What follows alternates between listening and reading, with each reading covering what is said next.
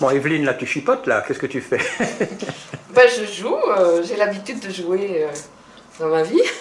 Je joue beaucoup. Ouais, je sais. Je suis toujours une Tu sais petite ce qui fille. m'impressionne chez toi? Non. Parce que j'ai reçu ton bouquin. Tu avais joint à ce bouquin, quoi, une sorte de folder, si on peut dire. Oui.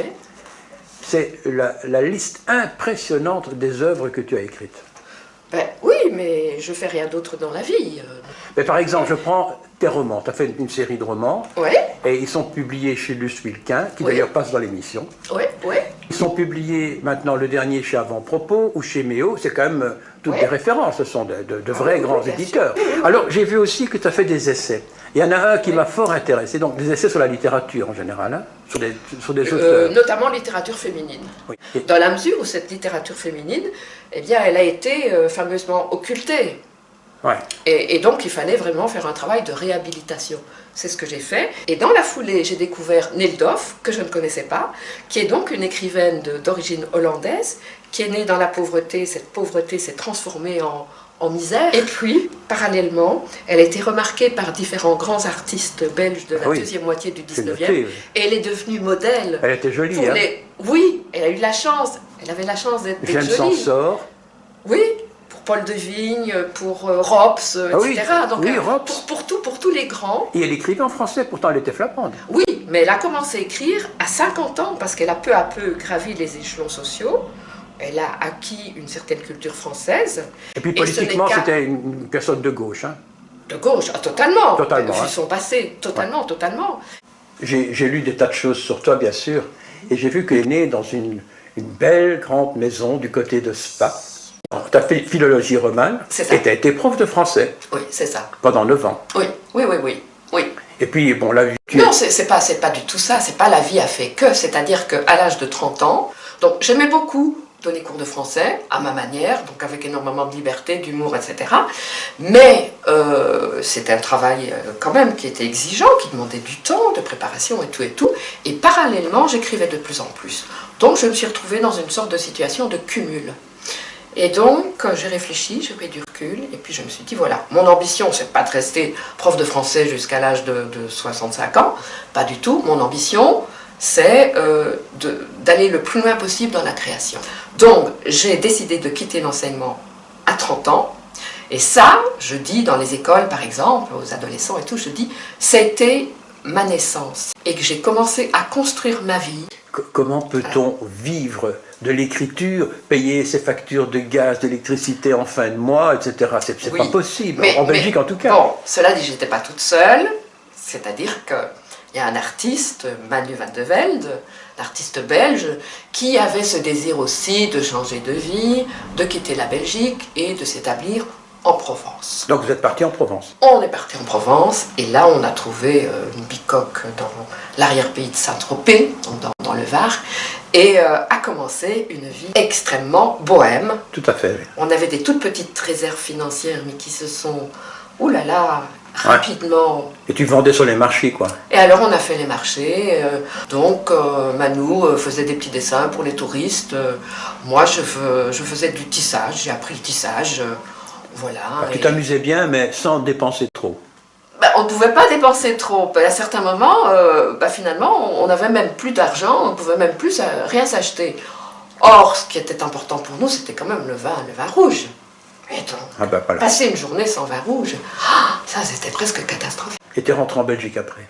Parce que ma première pièce de théâtre, Hortense ta pétillance, a été créée en 1980. Et à la surprise générale, j'ai eu une presse formidable, le public a adhéré. Et j'ai dit à Manu, écoute, ça me fait réfléchir, moi j'aurais envie de rentrer quand même en Belgique pour exploiter à fond ce succès théâtral. Mais une pièce qui a marché pendant 12 ans. 12 ans. Alors on va parler évidemment du bouquin que tu viens de sortir. Oui. Tu l'as en main. Hôtel de la mer sensuelle. Oui. Alors l'histoire est assez curieuse parce que ce n'est pas un roman classique. Il y a 14 chambres dans cet hôtel et on revient 3 fois dans chacune des chambres. Oui, c'est ça. Et dans ces chambres, tout le monde s'est donné le mot, tout le monde ne pense qu'à une chose, je vais dire entre vulgairement baiser. Non, je ne suis pas d'accord. Voilà, je suis content parce que ça, là je l'ai fait exprès pour te choquer. Oui, C'est pas le mot qu'il fallait employer. Oui, voilà. Non, pas du tout. Non. C'est pour chacun s'exprimer sur le plan d'une certaine sensualité. Oui, oui. Mais enfin, on est quand même bien d'accord pour dire que tes personnages n'ont tous qu'une idée en tête, grosso modo, c'est de s'exprimer sensuellement, parce que tout finit Même toujours pas. sur le lit ou à Non, quelque chose même près. pas. Non, même pas. Non, non, pas du tout, pas du tout. Par exemple, Adélaïde, c'est la petite adolescente Ouais. là. Et en fait, c'est le hasard dans la chambre d'une certaine position Ouais. qui fait que ça déclenche un émoi, son Ouais. premier émoi sexuel. C'est le hasard. Elle se masturbe, quoi. Non, pas du tout. Mais pas du tout, absolument pas. C'est même pas ça. C'est qu'elle se retrouve à Califourchon sur Ouais. un vieux fauteuil là. Ça m'a frappé d'ailleurs cette scène-là. Et il se fait que Elle trouve ça très plaisant, quoi.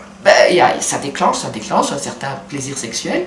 Et donc ça, c'est une découverte extraordinaire pour elle. Mais alors, il y a cette particularité qui t'est propre, c'est que tu vois le monde, je trouve, avec des yeux assez positifs.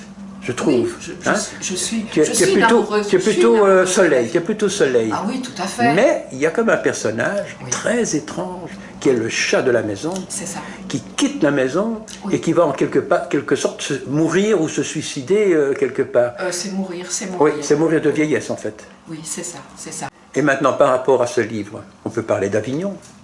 Ah ben oui, voilà, parce que ça, c'est quand même presque magique. Là, il y a une baguette magique qui a fait que, quand j'ai donné cette fête pour célébrer la sortie de Hôtel de la Mer Sensuelle, donc j'avais choisi un hôtel Art déco classé ici, un hôtel à Bruxelles, l'hôtel Espérance, et j'avais choisi d'inviter mes amis et connaissances dans la chambre Art déco de l'hôtel, chambre classée donc, et on imagine le large lit, et à côté du lit, la baignoire, à côté du lit, la haute baignoire, Voilà donc. sur pied, voilà, qui a un charme fou.